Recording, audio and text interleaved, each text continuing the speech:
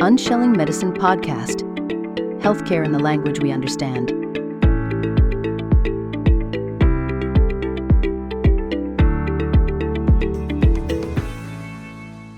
Hello, welcome to another episode here. I have the pleasure of discussing things with Alana. Alana is a naturopath. She's also a nutritionist. So pull in close. Another time to learn. Alana, welcome. How are you? I'm very well, thank you. I'm so excited to talk about things. Many things.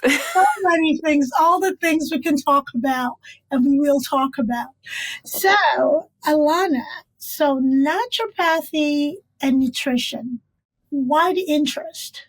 Oh, that's a good place to start. The interest started a long time ago. My dad's a chiropractor, so I was brought up in a house of, let's say, health. Your body has the ability to heal itself. What made the body heals the body. This has been, health as well. These type of things have been echoed in me for a very long time. So growing up in this, household, and then, when I got to the point of what should I study, it was very easy thing for me to answer. And then looking in, naturopathy, which is kind of the umbrella term for nutrition, and also herbal medicine, a very holistic way of looking at the body, client-centric, so to say.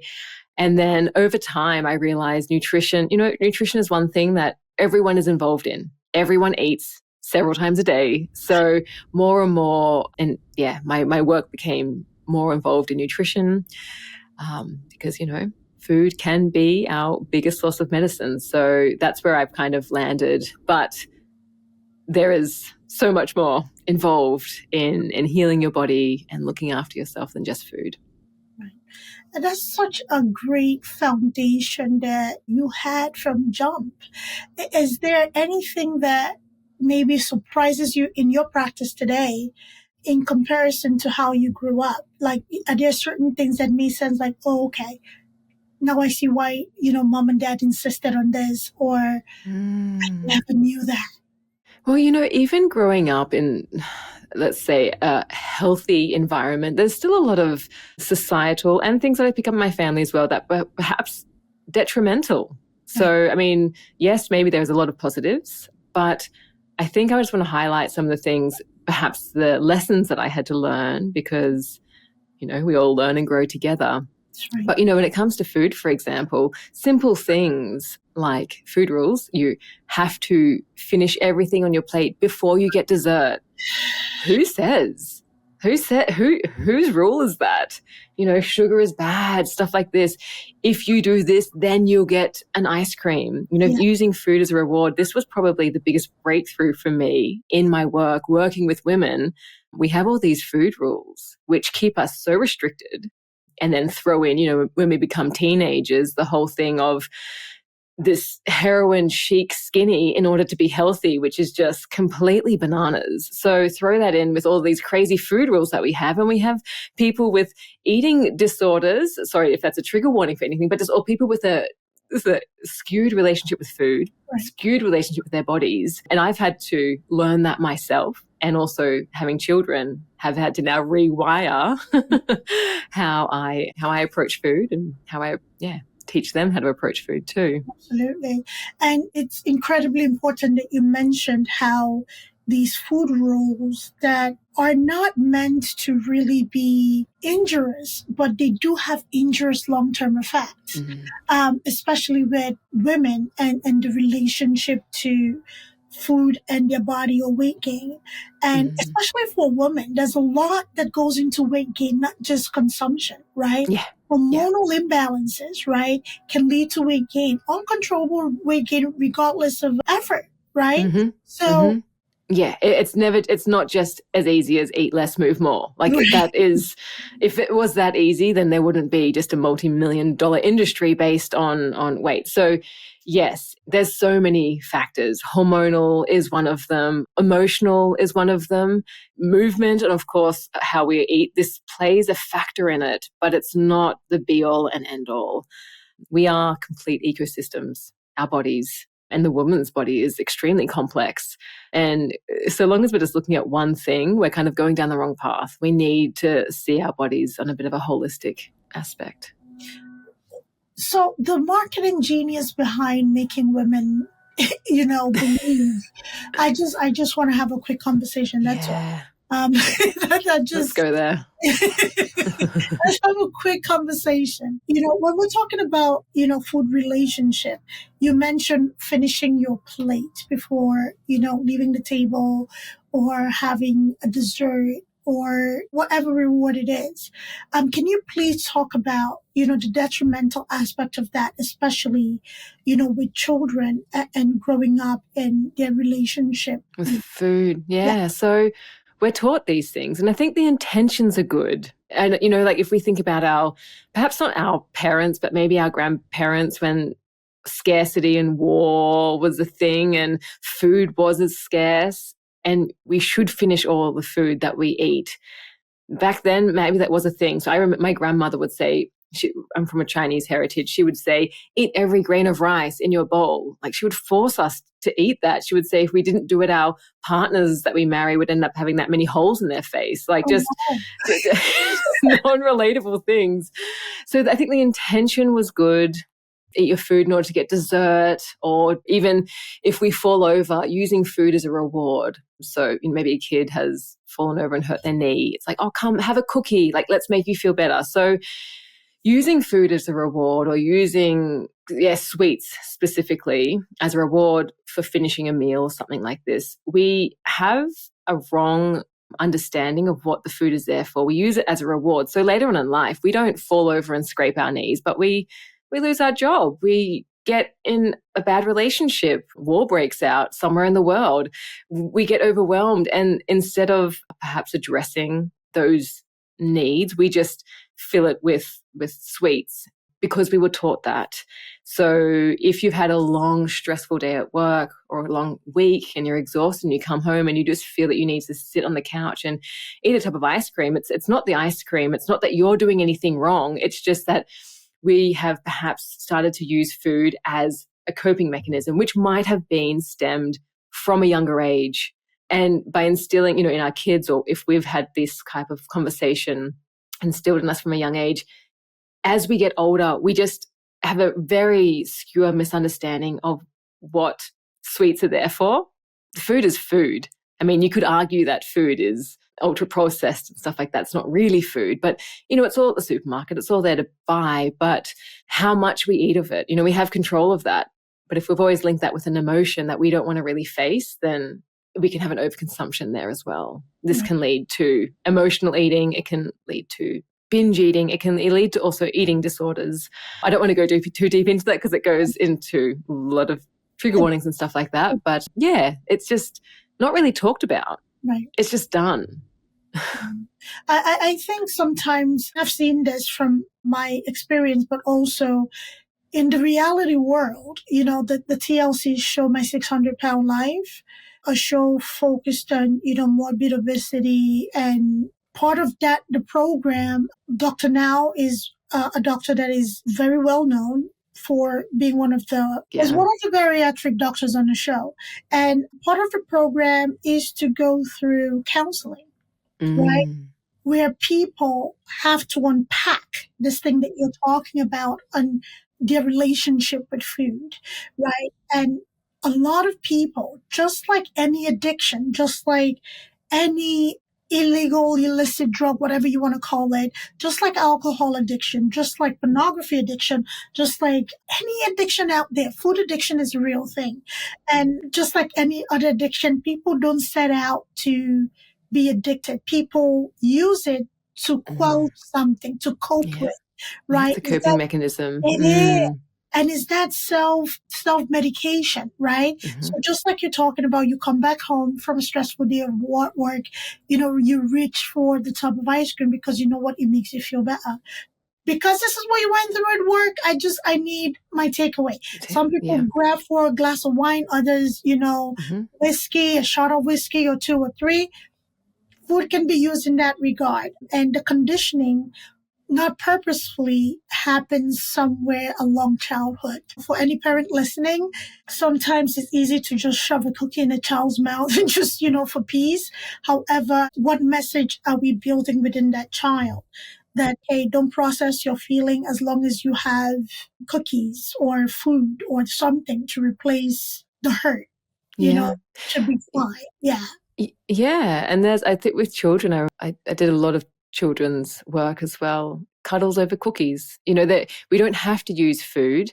There are other ways to help children understand and cope. And you're right, like with any coping mechanism, it's not the alcohol or the drug or the food.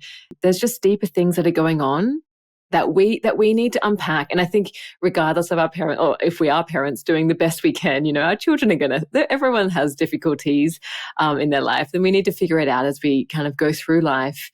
And I think that's one of the biggest things, is being able to reconnect and be able to trust yourself, that you have the ability to do that. Right. Because you're right, like it's not the substance. There's just things going on for us. And they're usually the things that we don't want to face. Yeah. Well, some of the things that we don't know is having that level of effect, and some we don't want to fix, because healing is not easy. I just had a guest the other day, and we talked about the healing process and going through that journey, because I had to embark on it myself. It's not for the faint of heart. However, it is very, very, very much needed. You have to be okay with the emptiness in your head. And, once you're okay sitting in silence in your head and understanding that this is you and embracing it and working to address it, life does get doable. Yeah, that's really beautiful how you shared that.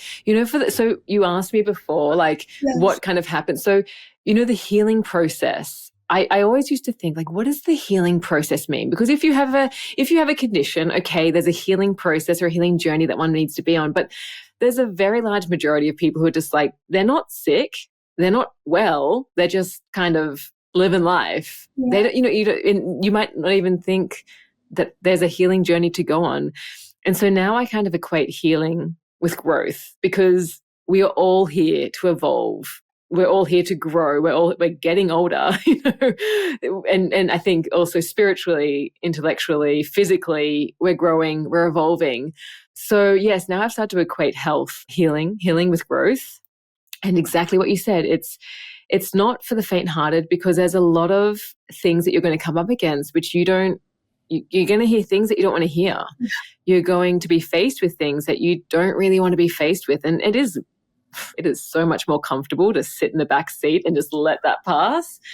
The thing is once you do the work and you get to the other side, it's like, I didn't know how good this could feel. And that's the true freedom in it all, isn't it? Yes. And it's ongoing. It never stops. Once that ray, it's like waking up in the morning, stepping outside and feeling that first ray of sunlight on your face. The night may have been rough, for mothers or parents who have a baby who either is colicky or the baby just decided, tonight is a party night, nobody's sleeping. You come out and feel that first ray of sunlight on your face. It's that kind of a journey that, you look for ways to continue to improve yourself. It's a growing journey, like you said, Alana. And just like the trees grow in the elements, it doesn't matter when, rain, sunlight, snow, winter, autumn. It doesn't matter. The trees grow. They go through that process. They go through that trauma, much needed trauma to grow. That is the healing journey. And it's a journey because it's ongoing. Nobody ever gets to nirvana. If you have, happy for you, but it's a process. It's an ongoing process that is rewarding. However, you have to be willing to do that. So for anybody who's struggling and having a relationship with food that you do understand needs to change or improve, that does help out there, and you're not alone. Again, on this show, a lot of people talk about either, most of it, you're really surrounding childhood abuse, sexual abuse, or molestation, and for trigger, very painful stuff. And either they were faced with a family that never took it seriously or acknowledged their pain through it, or never really recognize how much this internalized pain was doing to them. So food was always the thing that made them feel better. And it just got out of hand. So Yeah. the emotional aspect of eating, in your experience, how is that journey to healthiness? Or, you talk about going and healing. How is that journey in your experience with any clients who they have come to you Yeah. having this relationship with food that they do recognize is detrimental? It is a journey. Okay. It is a journey, and it takes time because there is a lot of unwiring that one has to do, Okay. or unlearning and relearning. Okay. It's interesting. Before you talked about like getting to nirvana, good if you're there. It's like we're, as children, we're kind of born pure, and then through all these experiences we get all these filters, and I think it's just getting back to that pureness of ourselves. So it is it's hard. There's ups and ups, and there's downs and downs, and then there's like relapses, and it's kind of like one step forward, two steps back. But understanding that it is a journey, and that one, if you are willing to commit, then you can see change. And I think, the way I like to do it is kind of make it accessible in the day to day. Like where can you bring awareness to where we have different beliefs, and especially when it comes to food, around food. For example, something, like this day and age, we've got superfood and junk food. We've got good food and bad food, healthy food, unhealthy food, and we label all these foods.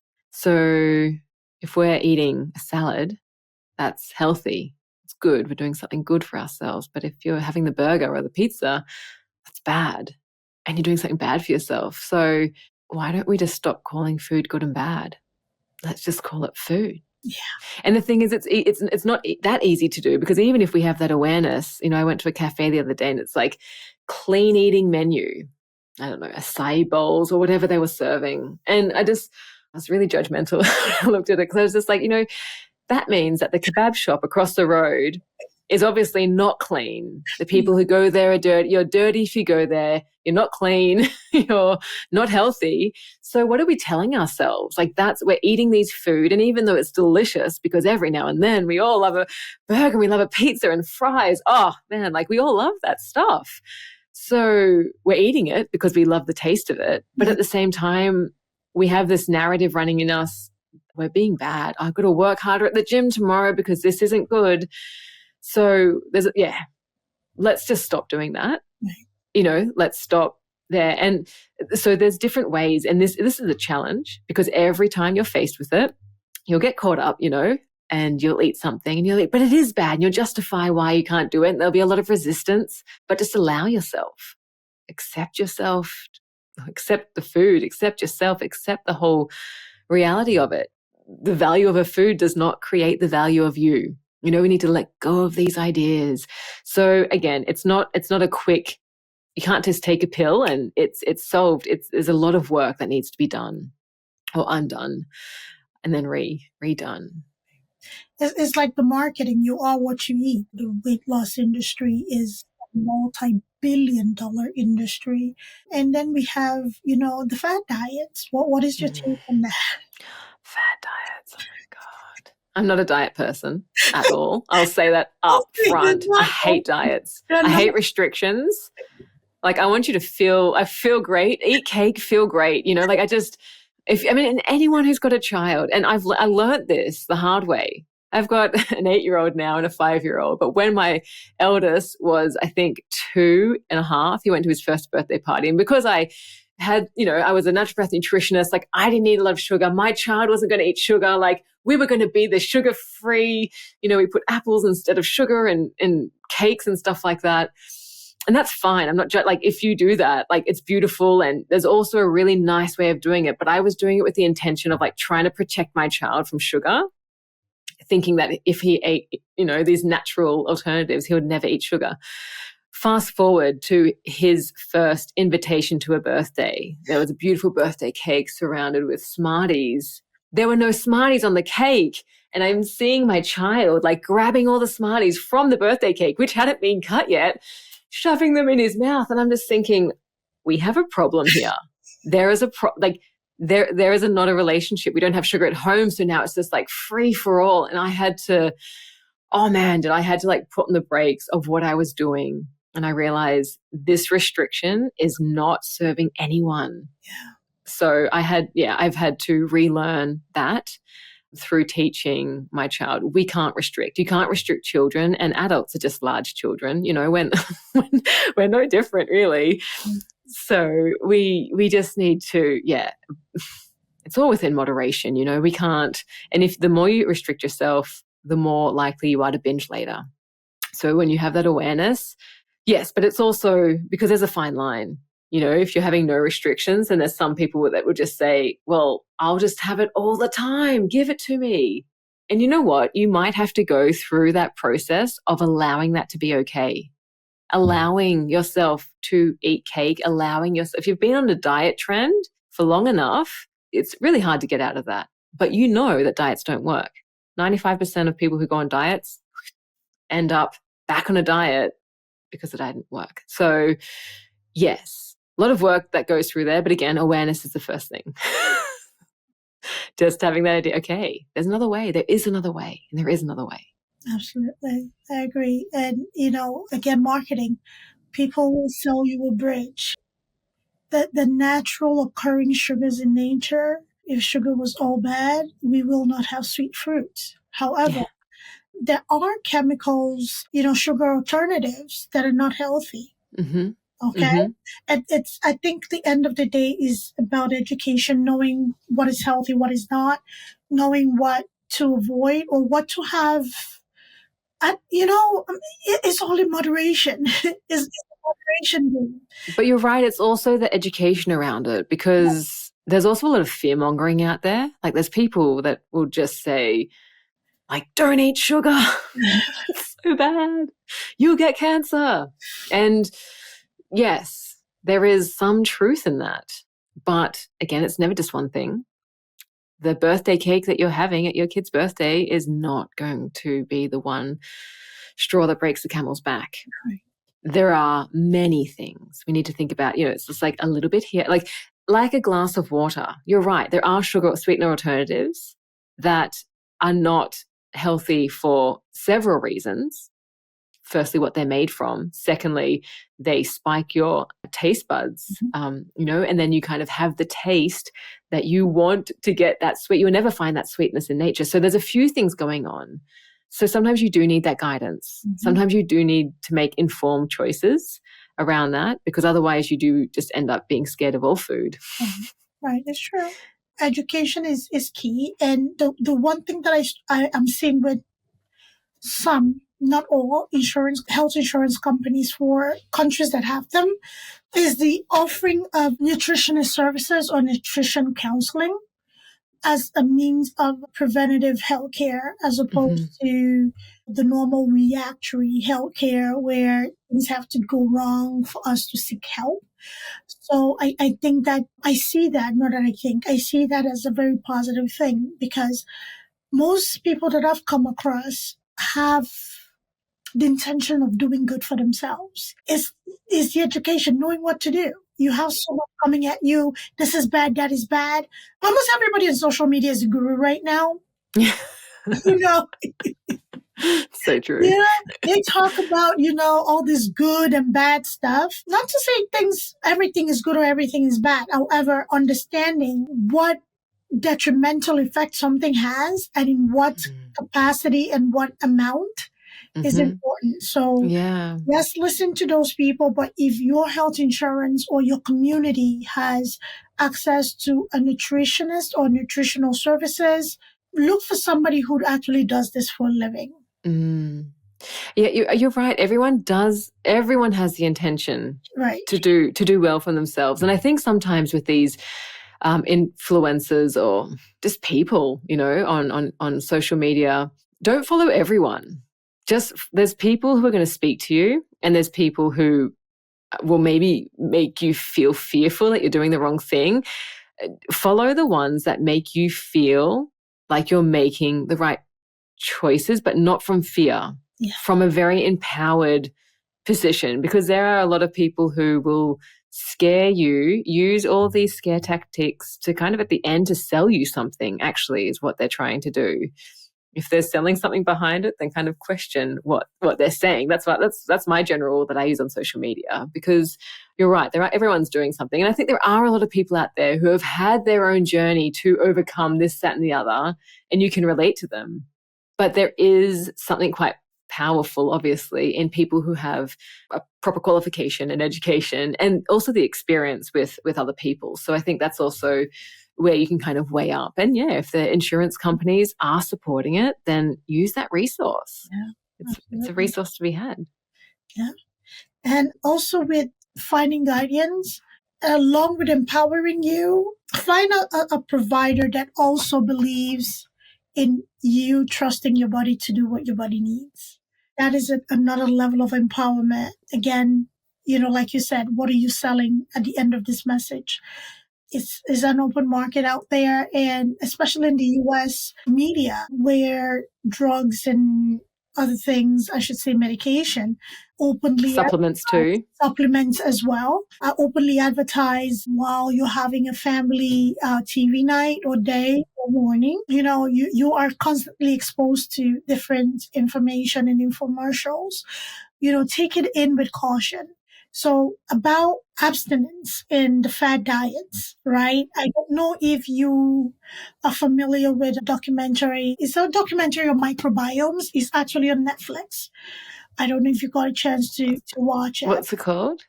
I think the human microbiome. I believe that's the name. It's a document. There's microbiome in the title. Okay. And it actually addresses the effect of restrictive diets and how the microbiomes to be able to produce all those hormones that you do need in your body, including endorphins and all those feel-good hormones. When you deprive those microbiomes, they get killed off, right? And then people are going to depressive states and not understanding why. Because the natural microbiomes that you've deprived yourself of because of a diet, a fad diet of sort, is dead. So now you have to replenish it. It's a very interesting documentary, and I learned a lot from it. It was basically examining different people with different level of relationship with food. Yeah, I mean, through hormone relation and the microbiome relation, it's huge. It's really big, like weight and the hormone and our hormonal changes. And I'm not talking about our reproductive hormones, because I think sometimes when we talk about hormones, people just think straight away our reproductive hormones. But let's think about Nobody talks about anything else. Yeah, true, especially in the women's health space. But let's think about like our hunger hormones and our satiation hormones. We all have a set point. So think of it like a reservoir of water, that has a certain level of water. When we go on a diet and maybe we do lose, 5 kilos, 10 kilos, something radical, you do lose all that weight, your body, like that reservoir lowers, your body, just from its innate, like primal instinct, says, oh, we are starving. So your hunger hormone, ghrelin, is going to get pushed up. So you're going to feel hungry. You're going to want to eat more. And you're going to think, well, I can't control myself. I have no discipline. I've got no willpower. It's not nothing to do with you. It's an evolutionary byproduct that's happening to you for your body to refill this reservoir. And once you've hit that point, then you get the hormones within you that are going to say, okay, you're full now, stop eating. So yes, there's so many detrimental things that can happen with a diet. Also, depending what diet you're on, and when it comes to the microbiome, like our microbiome, like it feeds on food, it feeds on fiber. A diverse plate or diet means diversity in the gut microbiome. Like it's so important. And of course, our gut is affecting our mood, it's affecting our immune system, it's affecting how happy we are. So yeah, it's, I guess in this point, food can really be your medicine, but not to say it, like to be empowered to eat, because you're doing it anyway. As I said before, you're doing it anyway. And the foods that make you feel good, period. Like, if you're going to eat pizza 3 times a day for 7 days a week, your body's going to crave something different. Similarly, if you eat just a salad, or I don't know, something else like that 7 days a week, your body's going to crave that diversity or just something different. And if you go traveling, maybe you get constipated, maybe you break out, maybe something doesn't work. And you're like, I need to just have this type of food because it works well for me. Right. And so, I think in this respect, like you can start to listen to your body. And we talked about this earlier, and you and I, before we started recording, that this lost art of people being able to listen to their body. When someone says, listen to your body, like, what does that even mean? How do you even listen to your body? So I think with food, it's usually a pretty good indicator. If you're eating something that your body doesn't agree with because it's coming out the other end, or maybe you're getting bloated, or perhaps you're breaking out, through your skin, this is your body telling you. Absolutely. And need to start paying attention. Mm-hmm. I agree. And, paying attention to the body and listening to those cues, it's quite interesting. You brought up satiety and, feeling hunger, because one of the people interviewed on this show on Netflix is a Japanese competitive eater. And because of the nature of the work that he does, he stretched out his stomach so much. And he's one skinny guy. He stretched out his stomach so much that he feels jealous when he actually goes out with his friends. And they talk about feeling hungry, and he's lost that feeling.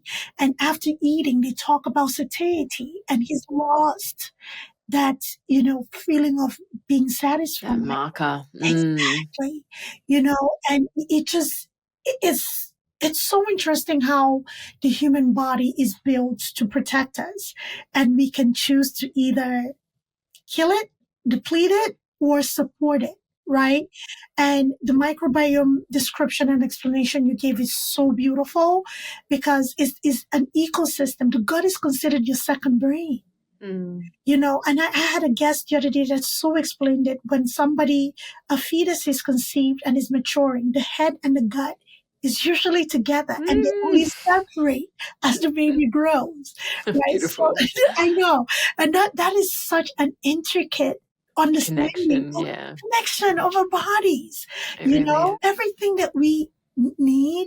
And it always so pleases me to see, especially people in the naturopathic area, having people believe and trusting their bodies to heal, right? If you have a certain whatever, listen to your body, let's work on it, let's improve it. And but this is the thing, is like, we're in today's age, I think and now with AI, right, on the rise, and social media and just advertising, influencers, we're bombarded with information.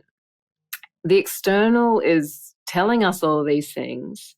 And then, we're wondering, well, why aren't I fit? Or why can't I lose weight? Or why aren't I healthy? We're wondering all these things. And, the external is actually just reflecting something internally that's happening within us.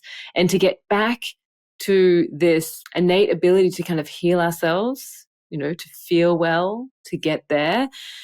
I think it's easy to say, kind of listen to your body, but it's just, I really think it's a lost art. I really just think it's something that we're not really trained how to do.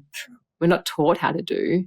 And we're not necessarily learning how to do it because we're putting a lot of blind faith in the experts, the influencers, the doctors, this, that, and the other. So, yeah. So where can a person go when that regulation knob is broken? Right? Because we talked about the influences as, children growing up. We've talked about, say, a career, like a competitive eater. We've talked about using it as an emotional soother, like a pacifier of sort, right? As adults. Where can a person turn if they recognize that, I'm paying attention to my body, but because of years of treating my body in this way and having this relationship with food, my natural knob, is broken. Where do I start? Because I'm eating food that I know I shouldn't be eating in excess, but I'm eating it because it makes me feel good and I want to change something. Where can a person start on that journey? Yeah, that's such a beautiful question. And it's really, it's really what we should all be asking ourselves. I think in a state of stress, we don't make informed, or not, maybe not informed is not the right word, but in a state of stress, we don't make right decisions that are right for us. So stress, we can say this is like fight, flight, or freeze response. We get stressed from many things these days, whether we're late, our job, finances, relationships, an email, a dog barking, a bad night's sleep. Like we are little nervous wrecks, and no one's prone to this. We all experience stress. However, when we are stressed, we are not in a state where we can rationally get to a place where we can kind of tap into ourselves, because fear comes in, right? Fear of, I don't know, let's say, for example, I've had a hard week. I'm going to eat this. I'm going to, and then you kind of have these perhaps bad feelings about it. Why did you do that? You shouldn't have eaten so much. These guilt, the shame, like all these feelings that come in. Again, it's not the food that made us have these feelings. It was perhaps the environment, that stress that we were feeling. And so this kind of, it stresses, our nervous system is in a sympathetic nervous system, which so it's like, the fight, flight, or freeze. The parasympathetic is that rest and digest. It's that calm. When we're in the parasympathetic, or even in a relaxed and calm state, if you've finished your work week and you've come home and you're relaxed, you might not have the feeling that you need to smash whatever you want to eat, because you feel content and you feel relaxed. So where I start, firstly, I think awareness, like just that this is even happening inside of you, is the first thing. The second thing is we need to calm our inner seas. Stress is it's not something that you can just wish away. It's always going to be there. It's a constant thing. It's going to be there our whole lives, whether we can control it or not. Where I find the biggest impact is we need to find an inner calm. We need to soothe the seas within us. And one of the easiest ways that I found to do this was through judgment, or rather non-judgment. Mm-hmm. Judgment causes stress on the mind and the body.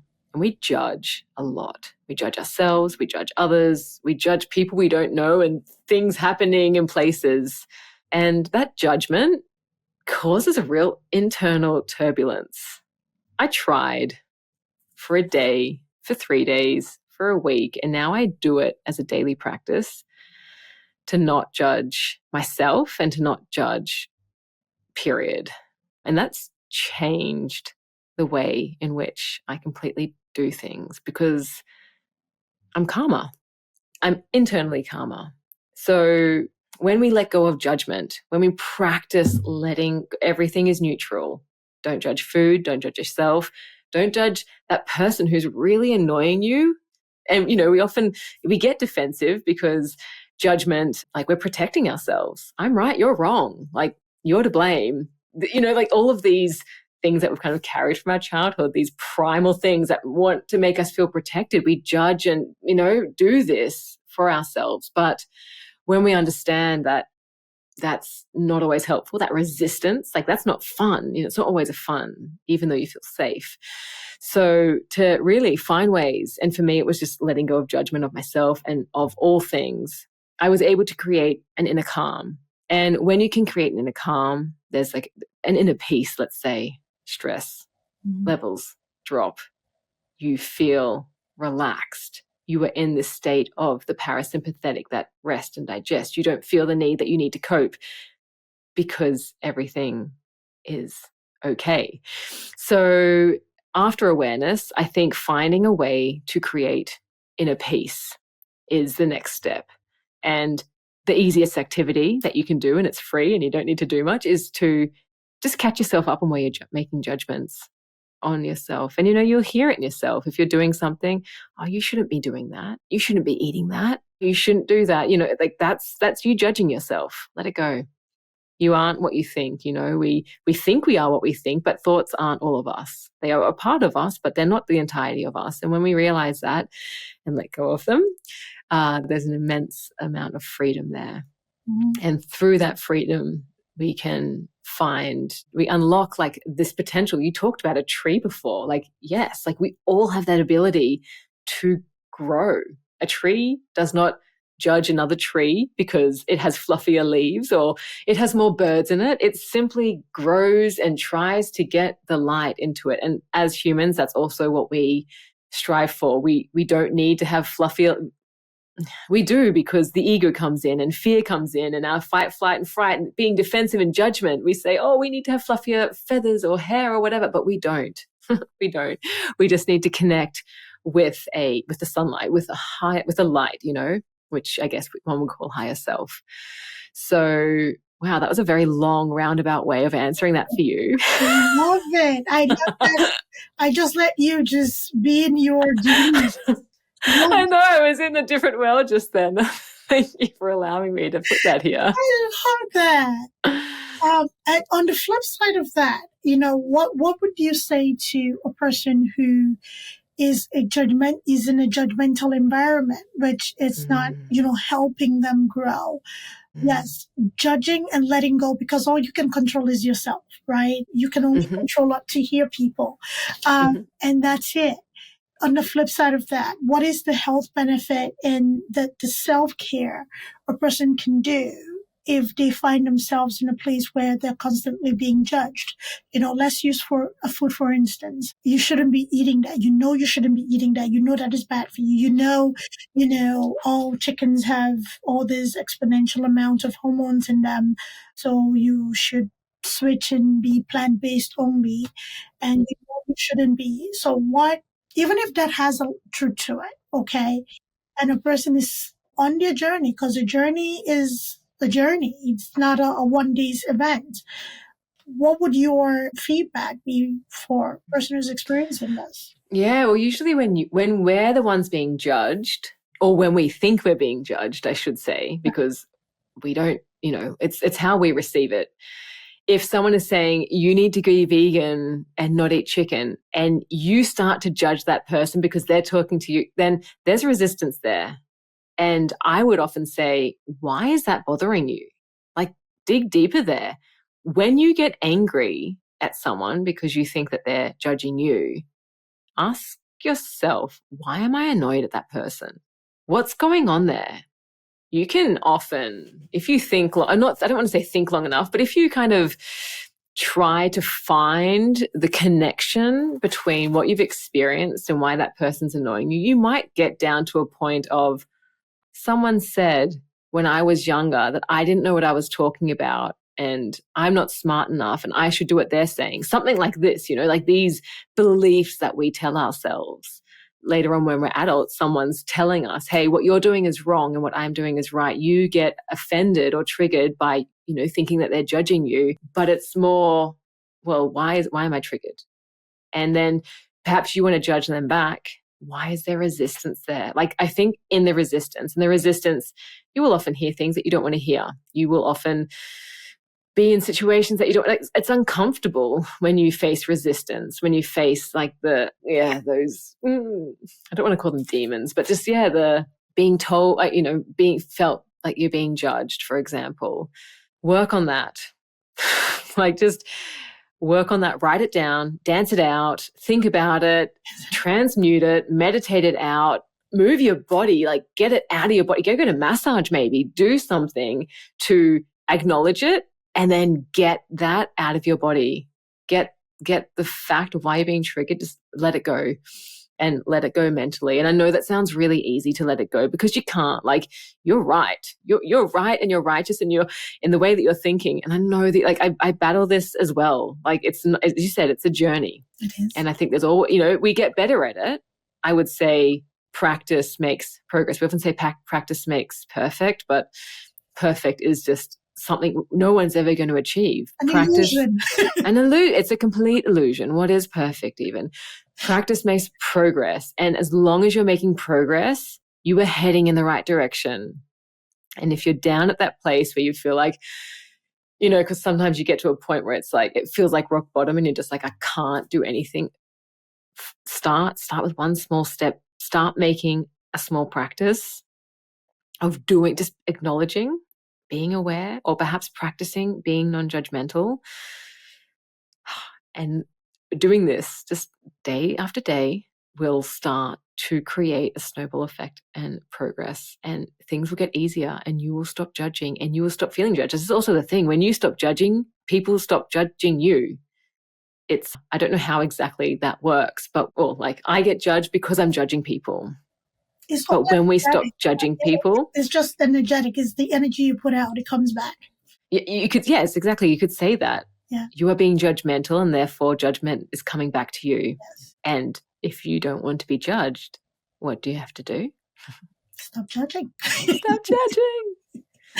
Yeah. So I find this to be highly profound, and again, not easy. You'll come up with resistance, but if you are ready to make radical change in your life, in your health, and if it comes down, I mean, when I think of health, like, yes, we talk about nutrition is a huge part of it, but the food isn't the problem. It's so much about what's going on inside of us. If you want that body, if you want to be fit, if you want to have that certain look and feel, the reason that you are not seeing it on the outside is perhaps because it's not resonating in the right frequency on the inside. Once you find that spot on the inside where you don't judge yourself, there is no fear, there is no doubt. Fear and doubt will always be there, but it's not as loud as the love and compassion that you have for yourself. When you start to feel that on the inner, it reflects then on the outer. Yeah. So it's not even about how you actually look. You can see different walks of life, different shapes of life. And there's people that just, have, and it doesn't matter it doesn't matter their size, doesn't matter their height, doesn't matter their hair color, whatever, they've got something, and that's nothing to do with the external. They're reflecting the internal. So gotta get in, people. That's right. And that inner work takes time, it takes energy, and it takes being purposeful, because it controls a lot. And, the resistance that you talked about is that if you see two bulls go at each other, there's a lot of clashing and force. However, not the greatest example, but, in a bullfighting with a matador, when they have the red capes, when they do that, the bull just goes right, towards that. There's no clashing force. And I have learned to not let people annoy me, because I know I can get easily annoyed. I know my patience, and I know what I know my threshold. So in exercising this, I've been able to expand that threshold longer than I thought possible. So when anybody has anything colorful to say, as opposed to getting offended, like, excuse me, okay. And I leave it there because it's not mine to take. So true. I think Keanu Reeves also says something like, he's at a point where he realizes that if someone thinks that 1 + 1 = 3, who am I to even say that they're wrong? Conserve your energy. Like, you don't even need to have that conversation. Like, oh, okay, cool. Yeah. All right. Yeah. And that's it. And that energy dies there, because there are people, believe it or not, who actively look for fights. The people who actually act in a way or live their lives to get a rise out of people. And if I can starve you of one less human, I'll be proud of myself and save myself a lot of energy. Because if I leave that there, I save myself the energy of having to process what you said. Totally. Because if I react to what you said, I would think of so many things I would have said in that moment after we are done, and I'll keep relieving it. But if I say, okay, that is me agreeing to whatever you're bringing, that this is a you thing, is not for me. That energy is not mine. So I can agree that this energy is yours and you can keep it. Okay. Oh, you come in, oh, well, da, da, da, da. And I did this with a colleague the other day, and they said something to me, they expected a reaction because something occurred prior. And I said, congratulations. That was it. Congratulations. Yeah. Oh, did you know that? Da, da, da, da, da. I'm like, oh, congratulations. Congrats. That's all I kept saying. And that conversation lasted all of 2 minutes and it ended, right? Because it would have led to gossip. It would have led to bringing other things in. It would have led to things that I was not interested energetically to be involved at that time. And because that conversation ended that way, I walked out feeling lighter. So you don't have to accept every invitation to the fight. No. And I think you're right. Like, so much stuff takes energy, and working on yourself and feeling into yourself, working with yourself, it does take energy. And I think that's where practice, self-care, nourishment, forgiveness, like meditation, all comes in. The importance of a daily practice. It does. And forgiveness, again, I've said this before and I'll say it again. Forgiveness is never about the other person. Forgiveness is a you thing. Forgiveness is never about the other person. People often think because I'm forgiving somebody, then I have to let that person back into my good graces. No, you do not. No. It does not. You don't even need to like actually tell them that you forgive them. It's just not. A conversation and a contract that you have with yourself. That's it. It's a you thing. It's a you thing. The best thing for forgiveness is like drinking poison and watching somebody else die. Yeah. When you don't forgive, that's what so is. good. Yeah. So, Lana, please tell our listeners, this was such a great conversation. Loved it. So please, please, please, I absolutely love that we got time to talk, and I'm very grateful that you made time to be here. Please tell our listeners, where you can be found in case somebody has a question or they're curious about recognizing that their relationship with food or healing is something that they would like to improve on. And they would like to hear you talk about it, or at least maybe work with you. Can you tell the listeners where they can find you? Yeah, sure. So my website is alanabonnemann.com. I'm sure you'll probably link it somewhere below. That's where you can find, some free resources. You can also find a link to the podcast, but you can also find the podcast anywhere. Health After 30. It's holistic health for women. Yes. It does talk a lot about nutrition, feel good weight there, but it's very holistic. Yes. With just women kind of reaching their full potential in all the different ways they can do that. So that's where I chat about stuff there. And I guess it's also on YouTube too. But everything that you can find about me, or if you want to also have a chat, you can feel free to email me. I'm just a person on the other side. I'm a one-man band, on the other side of an internet site. AlanaBonnemann.com. I love it. Are you on socials anywhere? I am. Naturopath Alana is where I am. Yeah, YouTube and Instagram and the website. But I feel like the website's the hub, But yes, from there you can find everything and everywhere else. But yeah. Beautiful. On Instagram as well. Love it. Love it. And yes, like Alana said, we are going to link everything in the show notes. Everything Alana will be there. We love to hear about our guests, and we love to look them up and work with them and ask questions. It's not a journey. Life is not a journey you should embark alone. It is a community-based project. So, grow on the shoulders of others. We shouldn't. Yes, life shouldn't be alone. Together. And what is it? Alone we survive, together we thrive. We need to thrive. Let's not survive. Survival is hard. Thriving. Survival is, yes, but absolutely. Survival is here. Thriving is. Through the ether. Okay, we need to be vibrating with the universe. So look for your community, reach out. Like she said, she's willing to answer questions if you want to chat. We can all improve habits here and there. And we don't need to feel guilty while on that journey. And if you want to feel supported, find somebody you can feel comfortable with chatting with, whether it's your doctor, whether it's your, nutritionist, your naturopathic healer, whoever you can feel comfortable with communicating with and support your journey. So thank you all for listening. We are very grateful that you made time to listen to us. Lana, thank you for being here again. Thank you so much for the conversation. All right. It was beautiful. Thank you. Bye, everybody. Take care of yourselves.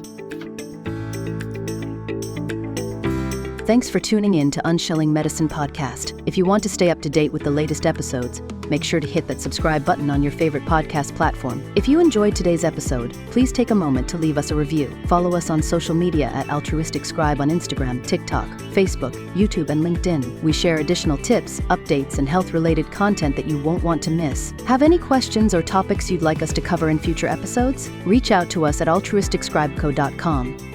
We're always eager to hear from our listeners and tackle the health topics that matter most to you. Until next time, stay healthy and take care.